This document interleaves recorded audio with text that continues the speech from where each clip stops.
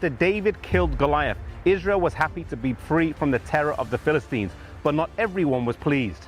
King Saul didn't appreciate the fact that the women in Israel sing, "Saul has killed his thousands, but David has killed his 10,000s." Envy and jealousy built up in him as he heard people singing that a shepherd boy had killed 10 times more soldiers than he had. In spite of this, David was invited into the king's palace to play the harp for the king. But envy, jealousy, and bitterness would build up to a breaking point.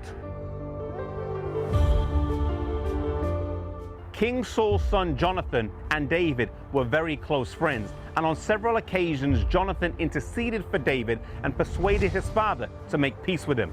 However, as the resentment and envy built up, and as his father wouldn't humble himself, it came to the point where David had to flee the palace and go on the run.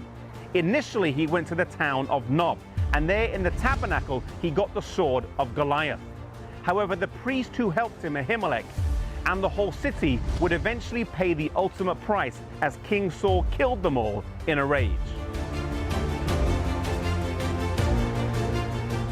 Leaving Nob, he went to Achish, but when they found out he was the one who had killed Goliath, he had to leave. Fleeing to the cave of Adullam, he found rest there for a while until Saul pursued him. Then he went to Keilah, then he went to Ziph. Pursued in each location by an angry king, he remained on the run with his men. Then he fled to the mountains of Ghedi, where he found rest in a secluded cave. Here, David hid for a while, but somebody told Saul. David was in a cave with his men when King Saul entered the cave. David's men urged him to kill the king, saying that this was the providence of God. David's conscience spoke to him, though, saying, "Touch not the Lord's anointed." His men still encouraged him, and so David cut off a portion of King Saul's robe. He felt bad about this, though. As King Saul was leaving the cave, David called after him, saying his men had told him to kill him, that he wouldn't, that he cut off a part of his robe, but he felt bad about this and was sorry.